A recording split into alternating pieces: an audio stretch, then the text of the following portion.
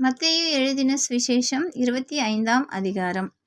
அப்பொழுது பரலோகராஜ்யம் தங்கள் தீவெட்டிகளை பிடித்துக்கொண்டு மணவாளனுக்கு எதிர்கொண்டு போக புறப்பட்ட 10 கன்னிகைகளுக்கு ஒப்பாயிருக்கும். அவர்களில் 5 பேர் புத்தி உள்ளவர்களும் 5 பேர் புத்தி இல்லாதவர்களுமாய் இருந்தார்கள். புத்தி இல்லாதவர்கள் தங்கள் தீவெட்டிகளை எடுத்துக்கொண்டு போனார்கள், எண்ணெயையோ கூட கொண்டு போகவில்லை.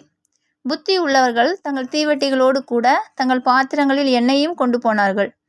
மணவாளன் வர தாமதித்த போது அவர்கள் எல்லாரும் நித்திரை மயக்கமடைந்து தூங்கிவிட்டார்கள். நடுராத்திரியிலே, இதோ மணவாளன் வருகிறார், அவருக்கு எதிர்கொண்டு போக புறப்படுங்கள் என்கிற சத்தம் உண்டாயிற்று. அப்பொழுது அந்த கன்னிகைகள் எல்லாரும் எழுந்திருந்து தங்கள் தீவெட்டிகளை ஆயத்தப்படுத்தினார்கள். புத்தி இல்லாதவர்கள் புத்தி உள்ளவர்களை நோக்கி, உங்கள் எண்ணெயில் எங்களுக்கு கொஞ்சம் கொடுங்கள், எங்கள் தீவெட்டிகள் அணைந்து போகிறதே என்றார்கள்.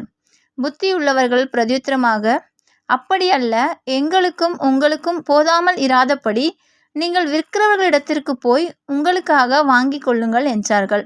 அப்படியே அவர்கள் வாங்க போனபோது மணவாளன் வந்துவிட்டார். ஆயத்தமாயிருந்தவர்கள் அவரோடே கூட கல்யாண வீட்டுக்குள் பிரவேசித்தார்கள்.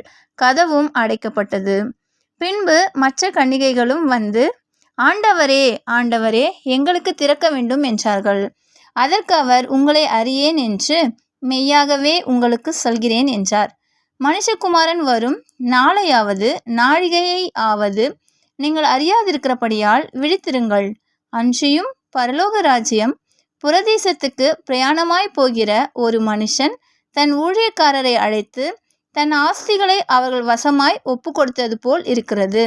அவனவனுடைய திறமைக்கு தக்கதாக ஒருவனிடத்தில் 5 தாலந்தும் ஒருவனிடத்தில் 2 தாலந்தும் ஒருவனிடத்தில் 1 தாலந்துமாக கொடுத்து உடனே பிரயாணப்பட்டு போனான்.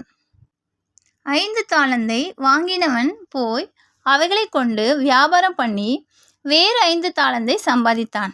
அப்படியே 2 தாலந்தை வாங்கினவனும் வேறு 2 தாலந்தை சம்பாதித்தான். 1 தாலந்தை வாங்கினவனோ போய் நிலத்தை தோண்டி தன் எஜமானுடைய பணத்தை புதைத்து வைத்தான்.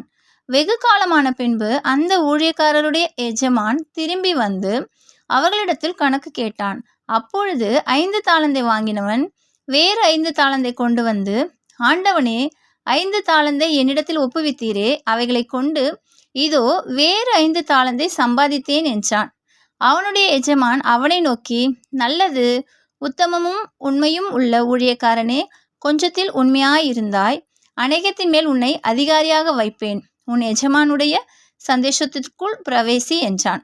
2 தாலந்தை வாங்கினவனும் வந்து, ஆண்டவனே, 2 தாலந்தை என்னிடத்தில் ஒப்புவித்தீரே, அவைகளை கொண்டு இதோ வேறு 2 தாலந்தை சம்பாதித்தேன் என்றான். அவனுடைய எஜமான் அவனை நோக்கி, நல்லது, உத்தமமும் உண்மையும் உள்ள ஊழியக்காரனே, கொஞ்சத்திலே உண்மையாயிருந்தாய், அநேகத்தின் மேல் உன்னை அதிகாரியாக வைப்பேன், உன் எஜமானுடைய சந்தோஷத்திற்குள் பிரவேசி என்றான். 1 தாலந்தை வாங்கினவன் வந்து, ஆண்டவனே, நீர் விதைக்காத இடத்தில் அறுக்கிறவரும் தெளிக்காத இடத்தில் சேர்க்கிறவருமான கடினமுள்ள மனுஷன் என்று அறிவேன். ஆகையால் நான் பயந்து போய் உமது தாலந்தை நிலத்தில் புதைத்து வைத்தேன். இதோ உம்முடையதை வாங்கி கொள்ளும் என்றான்.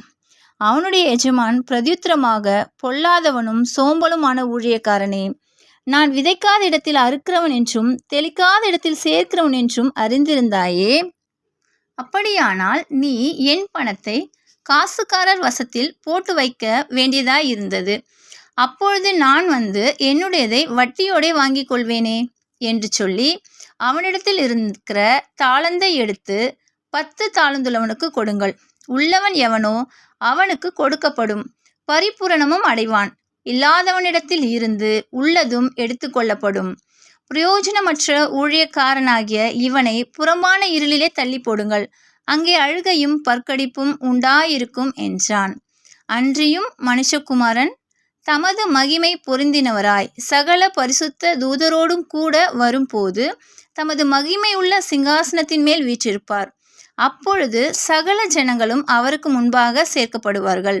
மேய்ப்பனானவன் செம்மறி ஆடுகளையும் வெள்ளாடுகளையும் வெவ்வேறாக பிரிக்கிறது போல அவர்களை அவர் பிரித்து செம்மறி ஆடுகளை தமது வலது பக்கத்திலும் வெள்ளாடுகளை தமது இடது பக்கத்திலும் நிறுத்துவார்.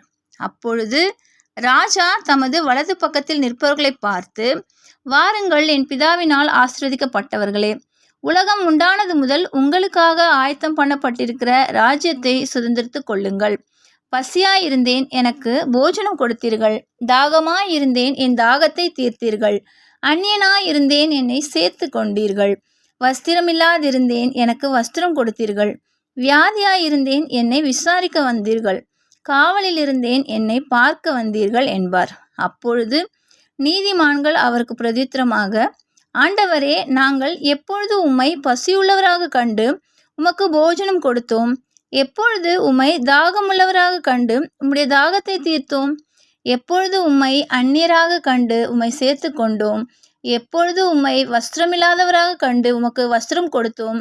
எப்பொழுது உம்மை வியாதி உள்ளவராகவும் காவலில் இருக்கிறவராகவும் கண்டு உம்மிடத்தில் வந்தோம் என்பார்கள். அதற்கு ராஜா பிரதியுத்தரமாக, மிகவும் சிறியவராகிய என் சகோதரரான இவர்களில் ஒருவனுக்கு நீங்கள் எதை செய்தீர்களோ அதை எனக்கே செய்தீர்கள் என்று மெய்யாகவே உங்களுக்கு சொல்கிறேன் என்பார். அப்பொழுது இடது பக்கத்தில் நிற்பவர்களை பார்த்து அவர், சபிக்கப்பட்டவர்களே, என்னை விட்டு பிசாசுக்காகவும் அவன் தூதர்களுக்காகவும் ஆயத்தம் பண்ணப்பட்டிருக்கிற நித்திய அக்கினியிலே போங்கள். பசியாயிருந்தேன், நீங்கள் எனக்கு போஜனம் கொடுக்கவில்லை. தாகமாயிருந்தேன், நீங்கள் என் தாகத்தை தீர்க்கவில்லை. அந்நியனாயிருந்தேன், நீங்கள் என்னை சேர்த்து கொள்ளவில்லை. வஸ்திரமில்லாதிருந்தேன், நீங்கள் எனக்கு வஸ்திரம் கொடுக்கவில்லை.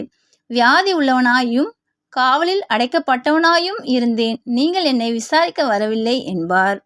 அப்பொழுது அவர்களும் அவருக்கு பிரதியுத்தரமாக, ஆண்டவரே, உம்மை பசியுள்ளவராகவும் தாகம் உள்ளவராகவும் அந்நியராகவும் வஸ்திரம் இல்லாதவராகவும் வியாதிப்பட்டவராகவும் காவலில் அடைக்கப்பட்டவராகவும் நாங்கள் எப்பொழுது கண்டு உமக்கு உதவி செய்யாதிருந்தோம் என்பார்கள்.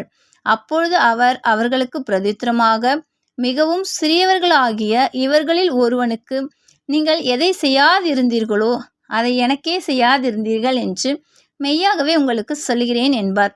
அந்தப்படி இவர்கள் நித்திய ஆக்கினையை அடையவும் நீதிமான்களோ நித்திய ஜீவன் அடையவும் போவார்கள் என்றார் என்பதே. ஆமென்.